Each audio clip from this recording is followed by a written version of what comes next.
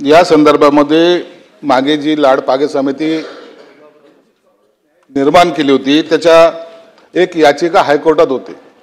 8 फेब्रुवारीला त्या हायकोर्टाच्या अनेक वर्षापासून प्रलंबित होती। आम्ही त्याचा पाठपुरावा करून 8 फेब्रुवारीला हायकोर्टाचा निर्णय झाल्याबरोबर 9 फेब्रुवारीला आम्ही आमचे परिपत्रक जे आर काढून सर्व महानगरपालिका असेल नगरपालिका असेल यांना आदेशित केलेले की तातडीने लाड पागे समितीचा अहवाल जो आलेला त्यानुसार आता भरती प्रक्रिया सुरू करा।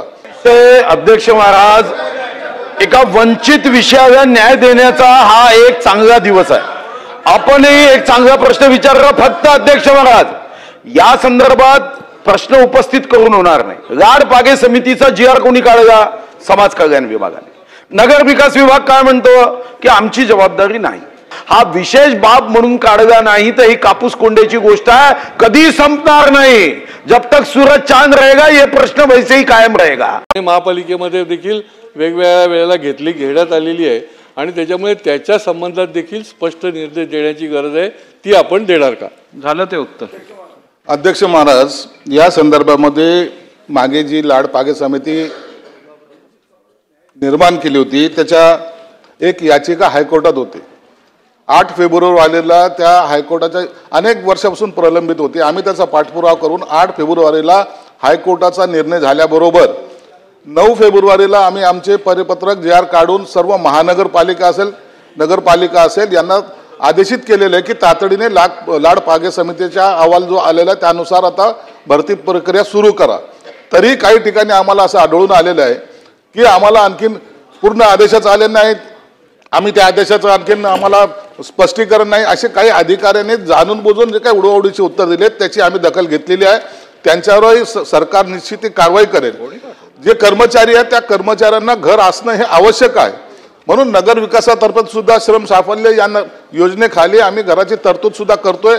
अनेक महानगरपालिकेला तसे निर्देश सुद्धा देण्यात आलेले आहेत की आपण पहिल्या कर्मचारी हा बेस धरून त्यांच्यासाठी जे काही भूखंड असेल ते राखीव करून त्या ठिकाणी घराची उपलब्धता किंवा त्यांना देण्याचा प्रयत्न करावा, ही सर्वांना सूचना देण्यात आलेल्या आहेत। तरी आता उच्चस्तरीय दादांनी जसं सांगितलं, आम्ही एक त्यांची बैठक सर्व महानगरपालिका मॅक्झिमम महानगरपालिकेचा हा गांभीर्याचा प्रश्न आहे म्हणून त्यांची एक बैठक आम्ही बोलून आणि दादा जसं सांगितलं त्या पद्धतीने एक बैठक घेऊन त्याच्यावर निर्देश सुद्धा देण्यात येतील। अध्यक्ष महाराज, एका वंचित विषयाला न्याय देण्याचा हा एक चांगला दिवस आहे। आपणही एक चांगला प्रश्न विचारला, फक्त अध्यक्ष महाराज या संदर्भात प्रश्न उपस्थित करून होणार नाही। लाड पागे समितीचा जी आर कोणी काढला? समाज कल्याण विभागाने। नगर विकास विभाग काय म्हणतो की आमची जबाबदारी नाही।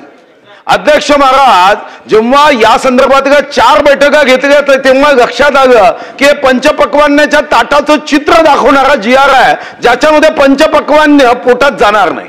कारण लाड पागे समितीचा जी आर काढला समाज कल्याणनी, नगर विकास विभाग म्हणते की आमच्याकडे आकृतीबंधामध्ये यांना भरण्यासाठी पदमान्यता नाही।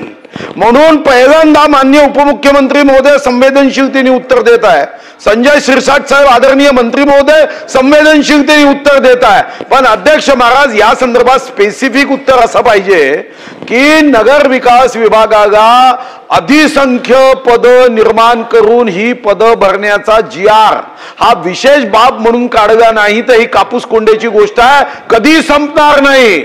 जब तक सूरज चांद रहेगा ये प्रश्न वैसे ही कायम रहेगा। आणि म्हणून आता 2,92,570 पद राज्य सरकारची रिक्त आहे। याच्यातले वर्ग 3 वर्ग 4 हे पद काढा 2,92,570 मध्ये आणि ताबडतोब जी आर काढा की नगर विकास विभागाच्या आकृतीबंधामध्ये अधिसंख्य पद करणार, तर हा प्रश्न सुटेल। नाही तर 1986च्या घराचा प्रश्न सन्माननीय अध्यक्षांना धर्मचक्र प्रवर्तनाच्या खालती बसून पुन्हा 86 नंतर 2025 का काढावा लागतो। माझी विनंती आहे की अधिसंख्य पदे नगर विकास विभागात आपण निर्माण करणार का? सूरज चांद पर्यंत थांबायला लागणार नाही, माझी खात्री आहे। मुख्यमंत्र्यांनी सांगितल्याप्रमाणे वर खालचा विचार केला तर वेगळा विचार होऊ शकेल।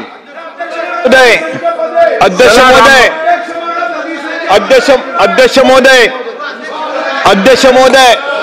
थांबा जरा मंत्री महोदय। अध्यक्ष महोदय, सन्माननीय सुधीर मुनगंटीवार साहेबांनी जो काही प्रश्न इथं उपस्थित केलेला आहे, एक आपल्या सहित आपला तर अधिकारच आहे, पण दोन्ही बाजूच्या सन्माननीय सदस्यांचा याच्यातून मार्ग निघावा अशा प्रकारची एक चांगली भूमिका आहे. त्यांनी एक नगरविकास खात्याला किती तुम्ही पद मंजूर करून देणार वगैरेचा या संदर्भामध्ये आम्ही मुख्यमंत्री महोदयांनाच आपले अधिवेशन संपल्यानंतर बैठक बोलवायला सांगतो.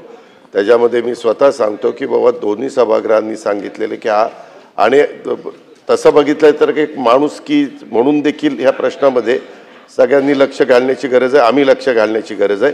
ती बैठक बोलवतो, मी पण त्याला हजर राहीन. एकनाथराव शिंदे साहेबांना पण सांगेन किंवा कॅबिनेट संपल्या ही बैठक आम्ही जोडून घेऊ. स्वतः शिरसाट साहेब पण असतील. त्याच्यामुळे नगरविकास, वित्त, त्याच्यानंतर आमचं सामाजिक न्याय आणि स्वतः मुख्यमंत्री ह्या सर्वांच्या उपस्थितीमध्ये बैठक घेऊन यांचा प्रश्न कसा निकाली काढला पाहिजे. मग मुनगंटीवार साहेब सांगतात त्या पद्धतीनं होईल किंवा आणखीन कुठल्या पद्धतीनं होईल तो काढला जाईल. त्याच्यामध्ये जब तक सूरज चांद रहेगा तब तक वो सवाल नहीं रहेगा इतकंच मी सांगतो. मुनगंटीवार साहेब, तुम्ही फारच भावनिक बोलता, परंतु तशी वेळ येऊन दिली जाणार नाही. मागं आलेली आहे, 25 वर्ष येईन, पहिली 15 वर्ष 40 वर्ष झाली, परंतु कदाचित आज त्या प्रश्नाला एक काहीतरी न्याय मिळेल अशा पद्धतीनं महायुतीचं सरकार काम करेल. सकारात्मक उत्तर आलेलं आहे, आता अजून नाही. प्रश्न क्रमांक 4.